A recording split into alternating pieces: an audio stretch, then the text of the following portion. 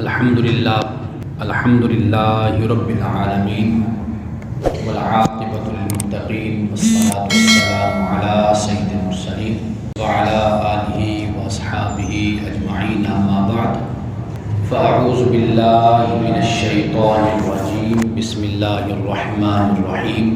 حاضرین محترم، قرآن مجید کی جس آیت کی تلاوت کا میں نے شرف حاصل کیا ہے، اس آیت سے ہی سن کر ہی معلوم ہو جاتا ہے کہ یہ آیت کس حوالے سے نازل ہوئی ہے، اور اس آیت میں ثانی اثنین سے مراد کون ہے۔ یہ آیت ہجرت سے متعلق یہ آیت ہے، لیکن اس کا نزول جہاد کے حوالے سے ہے۔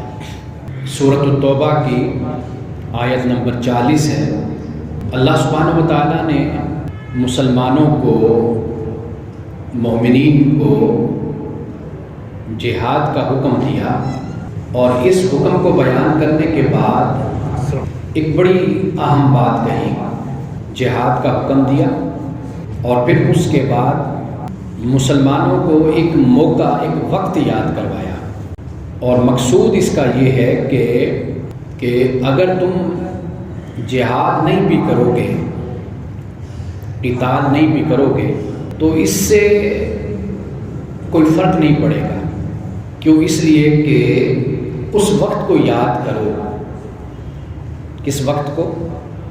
کہ جب کفار نے رسول اللہ صلی اللہ علیہ وسلم کو مکہ سے نکال دیا تھا، اور اس وقت غار میں دو تھے، ثانی اثنین، ایک رسول اللہ اور دوسرے ابو بکر۔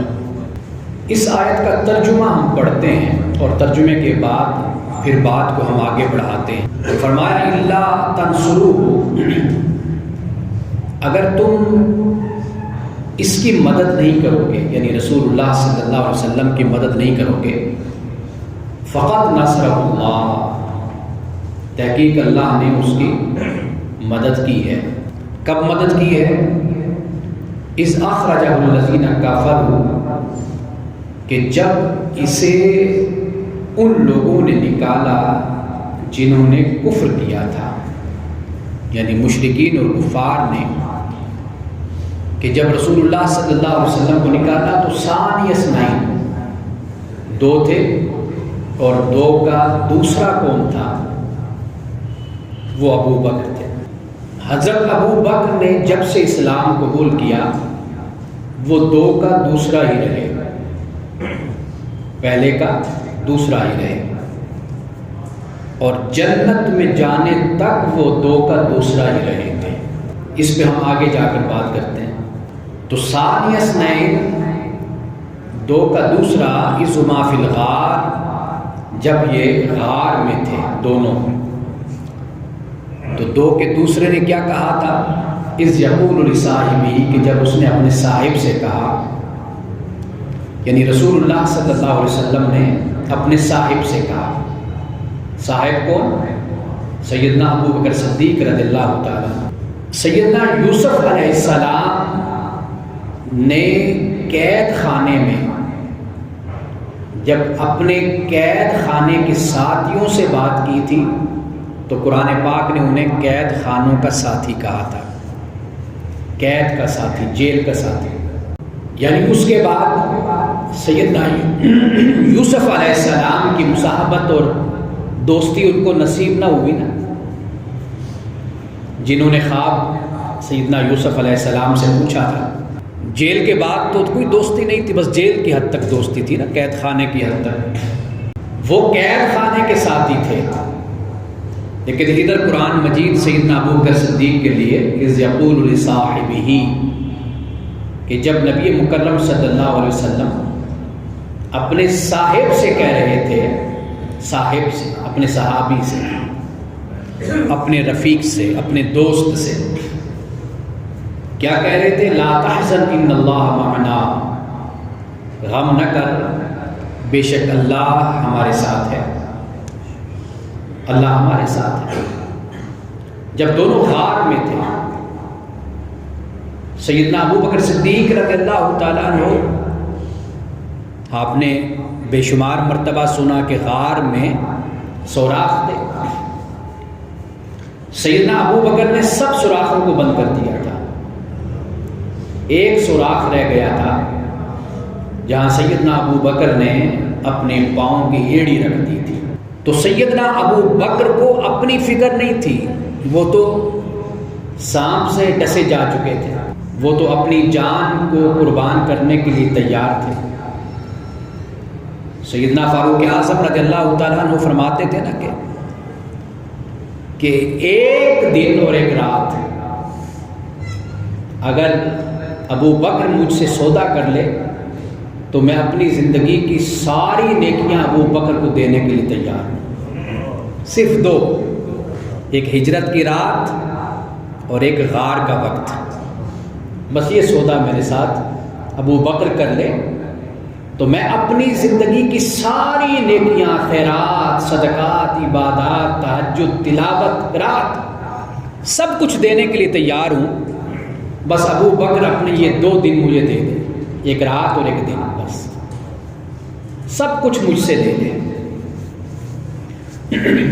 تو قرآن نے اسی بات کو بیان کیا کہ ابو بکر کو یہ نہیں تھی فکر کہ میرا کیا بنے گا، انہیں یہ حزن و ملال تھا کہ میرے پیغمبر کا کیا بنے گا. انہیں یہ دکھ تھا کہ کہیں کفار مشرکین آپ کو اذیت نہ پہنچائیں، آپ کو تکلیف نہ پہنچائیں. اس لیے کبھی ہجرت کی رات آگے اور کبھی پیچھے. جب چل چل کر رسول اللہ صلی اللہ علیہ وسلم کے تلوے تھک گئے تو سیدنا ابو بکر صدیق نے رسول اللہ کو اپنے کندھوں پہ اٹھا لیا تھا اور ان کندھوں پہ اپنے بٹھا کر پھر غار ثور میں داخل ہوئے تھے. اور وہاں پر رسول اللہ سے فرمایا آپ تشریف رکھیے، انتظار کیجیے، میں غار کو اندر سے صاف کر کے آتا ہوں. اپنے جسم کا ہر کپڑا اتار کر اس سے غار کے سوراخوں کو بند کیا، لیکن ایک سوراخ رہ گیا اور رسول اللہ کو بلایا، اس سوراخ پہ ایڑی رکھی اور لیٹ گئے اور لیٹ کر رسول اللہ کا سر مبارک اپنی گود میں بیٹھ گئے، سر مبارک اپنی گود میں لے لیا. تو لا تحزن ان اللہ معنا کہنے کا مقصد یہ تھا کہ رسول اللہ نے کہا کہ ابو بکر تو فکر نہ کر، اللہ ہمارے ساتھ ہے.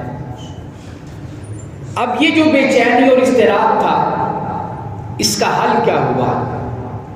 یہاں پر قرآن پاک بیان کرتا ہے کہ فَأَنزَلَ اللَّهُ سَكِينَتَهُ عَلَيْهِ، تو پھر اللہ نے سکینت کو نازل کیا، سکون کو، اطمینان کو. ابو بکر پر سکون اور اطمینان کو نازل کیا. وَأَيَّدَهُ بِجُنُودٍ لَّمْ تَرَوْهَا، اور اللہ نے اس وقت بھی اپنے محبوب کی، اپنے پیغمبر کی مدد کی تھی، ان لشکروں کے ذریعے سے مدد کی تھی جن لشکروں کو تم نے دیکھا ہی نہیں، تم نے دیکھا ہی نہیں. وَجَعَلَ كَلِمَةَ الَّذِينَ كَفَرُوا السُّفْلَىٰ، تو اللہ نے کفر کی بات کو نیچا کر دکھایا. اور وَجَعَلَ كَلِمَةُ اللَّهِ هِيَ الْعُلْيَا، اور جو اللہ کا کلام، اللہ کی بات ہوتی ہے اسی کو ہی بلندی نصیب ہوتی ہے. واللہ عزیز الحکیم، اللہ غالب اور حکمت والا. اب یہاں سے ایک بات تو معلوم ہوتی ہے کہ سیدنا ابو بکر صدیق رضی اللہ تعالی عنہ کی صحابیت تو قرآن بیان کرتا ہے. آپ صاحب ہیں، آپ صحابی ہیں. دوسری بات قرآن یہ بیان کرتا ہے کہ ثانی اثنین، 2 کا دوسرا وہ رسول اللہ کے اس عاشق صادق کی ذات ہے، سیدنا ابو بکر صدیق. 2 کا دوسرا، ساری زندگی 2 کا دوسرا رہے. کہتے ہیں سیدہ خدیجہ الکبریٰ رضی اللہ تعالی عنہ ایمان لائیں، سیدنا ابو بکر صدیق رضی اللہ تعالی عنہ ایمان لائے، سیدنا علی المرتضیٰ رضی اللہ تعالی عنہ ایمان لائے، اور سیدنا زید بن حارثہ. کوئی غلاموں میں پہلا تھا، کوئی عورتوں میں پہلا تھا، کوئی بچوں میں پہلا تھا، کوئی مردوں میں پہلا تھا. کہتے ہیں کہ حضرت خدیجہ کے بعد ترتیب میں دیکھا جائے تو ایمان لانے والے ابو بکر تھے.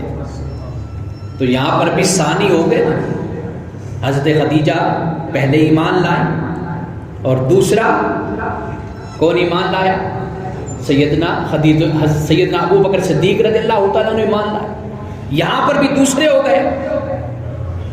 اور رسول اللہ صلی اللہ علیہ وسلم نے ساری زندگی سیدنا ابو بکر صدیق رضی اللہ تعالیٰ عنہ کو اپنا دوسرا بنایا. امامت کا وقت تھا نا. رسول اللہ صلی اللہ علیہ وسلم کی زندگی میں 17 نمازوں کی امامت فرمائی. 17 نمازوں کی امامت فرمائی.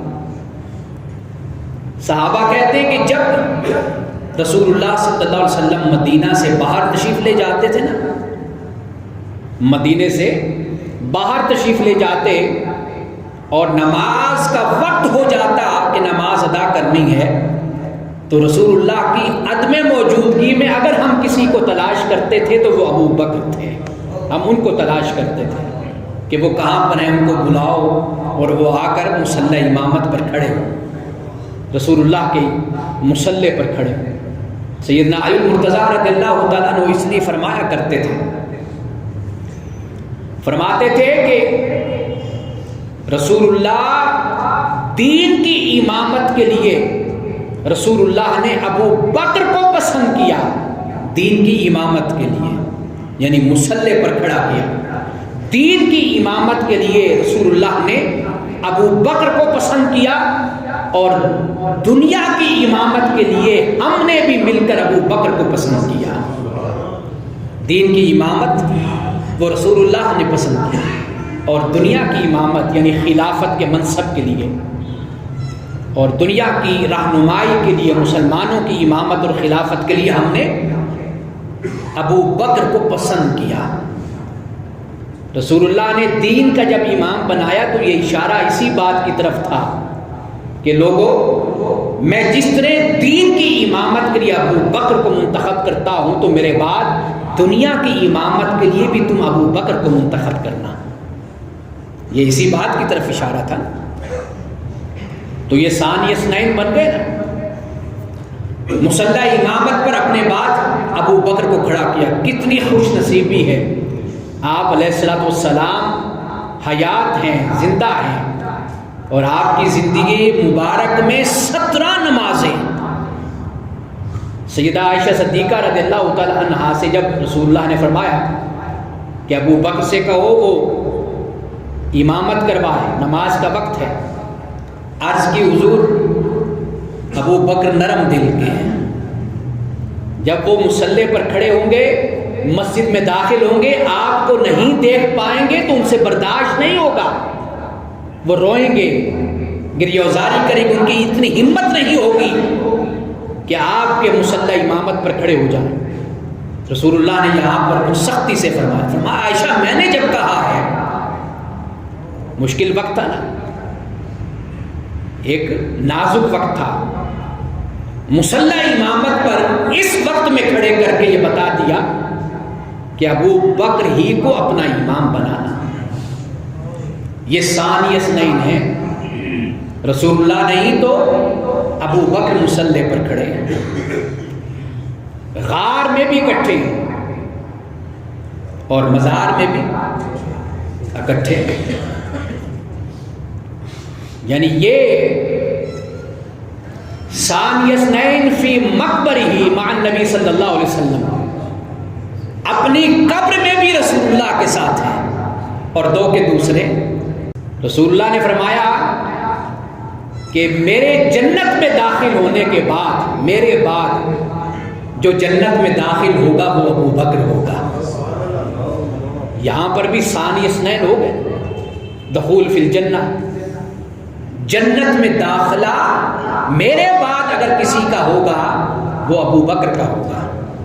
تو یہاں بھی ثانی اثنین ہو گئے. زندگی میں من، تن، دھن سب کچھ قربان کیا.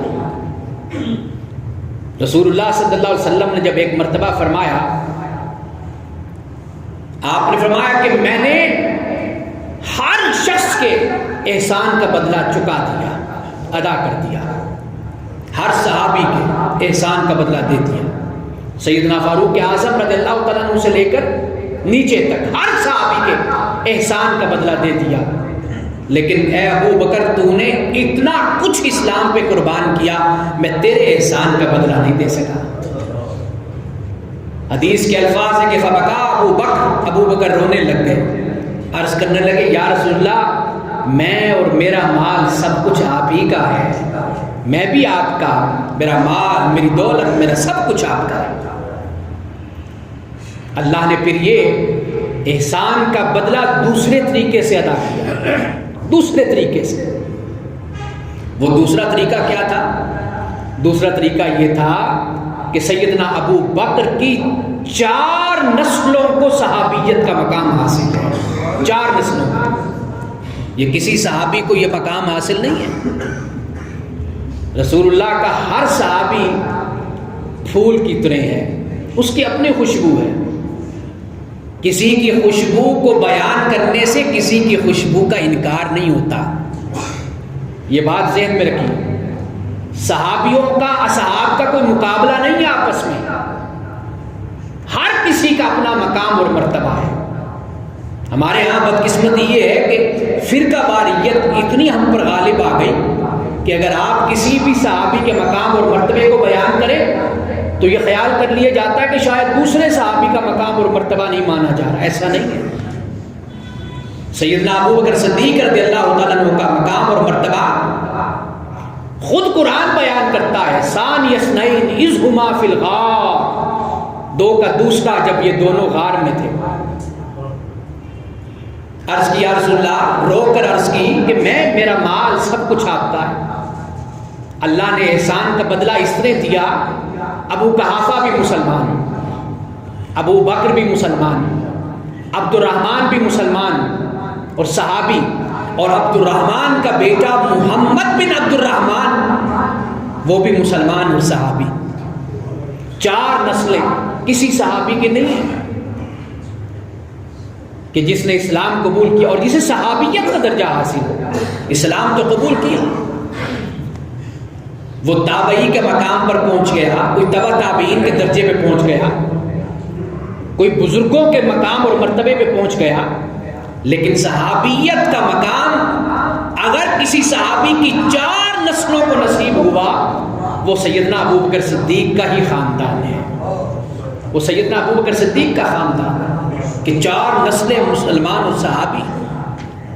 اس سے سیدنا ابو بکر صدیق کی تربیت کا بھی تو اندازہ ہوتا ہے نا، ماحول کا بھی تو اندازہ ہوتا ہے کہ وہ ماحول کیسا تھا کہ سیدنا ابو بکر صدیق کی تربیت اور ماحول نے باپ کو بھی اسلام قبول کروایا۔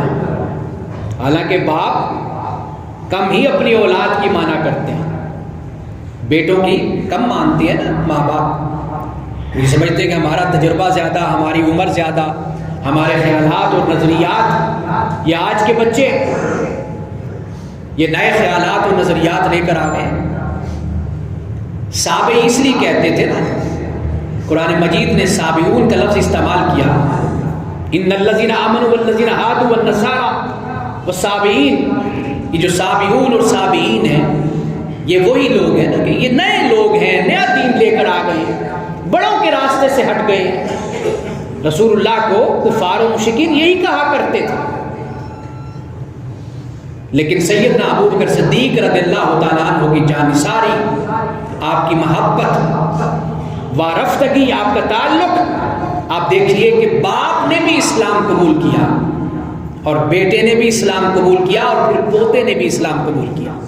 صرف اسلام قبول نہیں کیا، رسول اللہ کے دست مبارک پر اسلام قبول کیا۔ سب سے بڑی فضیلت تو یہ ہے صحابیت کا درجہ۔ سیدنا غوث الاعظم رضی اللہ تعالی عنہ کہ جب مقام اور مرتبہ کو کسی نے، عقیدت مند ہوتے ہیں نا، ان کو خیال ہی نہیں رہتا کہ ہم کیا بات اپنے منہ سے نکال رہے ہیں۔ کسی نے بات کی سیدنا غوث الاعظم کے مقام اور مرتبہ کی، انہوں نے کیا فرمایا تھا؟ آپ نے فرمایا تھا کہ ایک صحابی ہے نا، صحابی رسول صلی اللہ علیہ وسلم، وہ جس گھوڑے پر بیٹھتا تھا، صحابی رسول اپنی سواری پر بیٹھتے تھے اور اس گھوڑے کے نتنوں پر مٹی جو جمتی تھی نا، مٹی مجھ جیسے عبد القادر لاکھوں کروڑوں بھی مل جائیں، صحابی رسول کے گھوڑے کے نتنوں پر جمنے والی اس مٹی کے برابر بھی نہیں ہے۔ یہ مقام ہے صحابیت کا، صحابی کا۔ آج ہم تو ایسے ہی بیٹھے باتیں کرتے ہیں نا، ہمارے مسالک اور فرقوں نے ہمیں اتنا تقسیم کر دیا اور بے ادب بنا دیا ہمیں۔ سب سے بڑی بات یہ کہ ہم بے ادب ہو گئے۔ بادب با نصیب ہوتا ہے، جس کو ادب کی دولت نصیب ہو در حقیقت وہی خوش نصیب ہوتا ہے۔ ہمارے فرقوں نے، مولویوں نے، خطیبوں نے، واعظوں نے، ذاکروں نے اس حد تک فرقہ واریت کو تقسیم کیا، بانٹا کہ آج ہم بے ادب بن گئے۔ ہمیں کسی کا بھی کوئی خیال نہیں، نہ عالم کا، نہ فاضل کا، نہ استاد کا، نہ کسی محدث کا، نہ مفسر کا، نہ صحابی کا، نہ تابعی کا، نہ تبع تابعی کا، کسی بزرگ کا، کسی کا بھی کوئی لحاظ اور شرم ہمارے اندر نہیں۔ مولانا روم رحمۃ اللہ علیہ فرماتے ہیں کہ قوم یہود پر یہ جو خدا کی طرف سے عذاب اترا، یہ عذاب کسی اور وجہ سے نہیں اترا تھا، یہ عذاب بے ادبی کی وجہ سے اترا تھا۔ بے ادب قوموں کو، لوگوں کو خدا معاف نہیں کرتا۔ صحابیت کا، صحابی کا یہ مقام ہے۔ سیدنا ابو بکر صدیق رضی اللہ تعالیٰ عنہ نے ثانی اثنین، رسول اللہ نے جب یہ فرمایا اور آپ نے اپنا ایک ہاتھ اس میں دست مبارک میں ابو بکر کے ہاتھ کو پکڑا اور دوسرے دست مبارک میں سیدنا فاروق اعظم کے ہاتھ کو پکڑا اور بلند کر کے فرمایا، لوگوں دیکھو آج ہم دنیا میں اس طرح ہیں، کل قیامت کے دن اس طرح اٹھیں گے، ہمارا اٹھنا بھی ہوگا۔ ثانی اثنین، غزوہ بدر کے موقع کو دیکھیے، وہ جو عریش بنائی گئی نا رسول اللہ صلی اللہ علیہ وسلم کے لیے، عریش جس کو کہا جاتا ہے، چھاتا جس کو کہا جاتا ہے، آپ کے لیے بنایا گیا۔ اس چھاتے پہ، اس عریش پر رسول اللہ کے ساتھ کوئی صحابی نہیں بیٹھا تھا سوائے سیدنا ابو بکر کے۔ اب غزوہ بدر کے اس مقام عریش کو بھی دیکھیے تو وہاں پر بھی کون ہے ثانی اثنین؟ آج قبر میں، مزار میں، مقبرہ میں کون ہے؟ سیدنا ابو بکر صدیق رضی اللہ تعالیٰ عنہ۔ رسول اللہ کی چاہت اور محبت سے ہی اس مقام پر ہے نا۔ یہ ثانی اثنین ہے، قبر میں بھی ثانی اثنین، قیامت تک کے لیے آپ علیہ السلام کی مصاحبت، صحابیت آپ کو حاصل ہے۔ آپ کو معلوم ہے کہ جہاں رسول اللہ صلی اللہ علیہ وسلم کے شان مبارک ہیں، کندھے ہیں، وہاں پر سیدنا ابو بکر کا سر ہے، اور جہاں سیدنا ابو بکر صدیق رضی اللہ تعالیٰ عنہ کے کندھے ہیں وہاں پر سیدنا فاروق اعظم کا سر ہے، یعنی اس طرح لیٹے ہوئے آرام فرما رہے ہیں۔ سیدنا ابو بکر صدیق تو بالکل رسول اللہ صلی اللہ علیہ وسلم کے متصل ہیں، آپ کے ساتھ ہیں۔ سیدنا فاروق اعظم کے درمیان سیدنا ابو بکر صدیق رضی اللہ تعالیٰ عنہ، یہ ترتیب ہے آپ کی۔ لیکن یہاں پر بھی ثانی اثنین ہوئے آپ علیہ السلام کے ساتھ، اور جو قبر میں مزار پر انوار سے قیامت کے دن سب سے پہلے اٹھنے والے کون ہیں؟ وہ رسول اللہ صلی اللہ علیہ وسلم کی ذات اقدس ہے۔ اور جب قیامت کے دن سب سے پہلے اٹھیں گے تو آپ کے اٹھنے کے بعد کون اٹھے گا؟ سیدنا ابو بکر صدیق اٹھیں گے۔ تو یہاں پر اٹھنے میں بھی ثانی اثنین ہے، اور پھر جنت کے دروازے تک اس کی تصدیق تو خود رسول اللہ نے فرما دی۔ ایک حدیث کے مطابق رسول اللہ نے فرمایا کہ جنت اور حوض میں حوض کوثر میں فرمایا کہ میں پہلا ہوں گا اور حوض کوثر پر دوسرا ابو بکر ہوگا۔ جنت میں داخل ہونے والا میں پہلا ہوں گا اور دوسرا فرد جنت میں داخل ہونے والا وہ ابو بکر ہوگا۔ یہ ہے بعد الانبیاء، انبیاء علیہ السلام کے بعد، آپ علیہ السلام کے بعد اس مخلوق خدا میں غیر نبیوں میں اگر کسی کا سب سے بڑا مقام اور مرتبہ ہے تو وہ سیدنا ابو بکر صدیق کا ہے، وہ آپ کا مقام اور مرتبہ۔ غیر انبیاء انبیاء علیہ السلام میں سب سے بلند مقام رسول اللہ صلی اللہ علیہ وسلم کا ہے، امام الانبیاء، سید الانبیاء، خاتم النبیین، وہ آپ کی ہستی کا۔ لیکن انبیاء کا جہاں سلسلہ ختم ہوا اور غیر انبیاء کا سلسلہ شروع ہوا، وہاں پہ سب سے پہلے ابو بکر ہیں، سب سے پہلے ابو بکر ہیں۔ رسول اللہ صلی اللہ علیہ وسلم کا وصال ہوتا ہے، یہ ایک علیحدہ پورا موضوع ہے۔ میں یہ چاہوں گا کہ آئندہ جمعۃ المبارک میں ہم اس پر بات کریں کہ جب آپ رسول اللہ صلی اللہ علیہ وسلم کا وصال ہوتا ہے، آپ کا انتقال ہوتا ہے، آپ مدینے میں موجود نہیں تھے سیدنا ابو بکر صدیق، کسی نے آپ کو یہ خبر دی، آپ باہر کہیں کسی کام میں گئے ہوئے تھے۔ سیدنا عمر فاروق بھی تھے، دوسرے صحابی بزرگ سب تھے۔ آپ کو معلوم ہے کہ عمر فاروق نے تلوار ہاتھ میں لے لی تھی کہ اگر کسی نے یہ کہا کہ رسول اللہ کا انتقال ہو گیا، میں اس کا سر قلم کر دوں گا۔ یہ کیفیت ہے۔ ایک صحابی اپنے باغ میں کام کر رہے تھے، عبداللہ ان کا نام آتا ہے، ان کے بیٹے بھاگ کر اپنے باغ کے پاس گئے، کھیتی باڑی کر رہے تھے، اور جا کر کہا کہ ابا جان رسول اللہ صلی اللہ علیہ وسلم کا وصال ہو گیا، آپ وفات پا گئے۔ وہ صحابی سارے کام اپنے چھوڑ کر، ہاتھ صاف کر کے آسمان کی طرف نظریں اٹھا کے اپنے ہاتھوں کو کہا، عرض کی مولا مجھے نابینا کر دے، اس لیے کہ یہ آنکھیں تو نے عطا اس لیے کی تھی کہ میں رسول اللہ کی زیارت کرتا رہوں، جب رسول اللہ دنیا سے چلے گئے تو اب ان آنکھوں کا مقصد بھی ختم ہو گیا۔ یہ کیفیت تھی، جذبات تھے، صحابہ رو رہے تھے۔ حالات یہ تھے کہ سمجھ نہیں آ رہی تھی کہ کیا صورتحال پیدا ہو گئی۔ سیدنا ابو بکر صدیق رضی اللہ تعالیٰ عنہ تشریف لائے۔ آپ کو معلوم ہے کہ وہ پھر ممبر پر کھڑے ہوئے اور آپ نے اپنی گرجدار آواز میں فرمایا مسلمانوں، اگر تم محمد صلی اللہ علیہ وسلم کی عبادت کرتے تھے تو سن لو کہ آپ دنیا سے رخصت ہو گئے، اگر خدا کی عبادت کرتے ہو وہ خدا آج بھی ہے۔ یہ کس کے الفاظ تھے؟ سیدنا ابو بکر صدیق رضی اللہ تعالیٰ۔ یہ خطبہ کیوں دیا آپ نے کھڑے ہو کر، یہ کیوں فرمایا؟ اس پر ہم تفصیل کے ساتھ آئندہ جمعۃ المبارک میں بات کریں گے۔ وآخر دعوانا الحمدللہ رب العالمین۔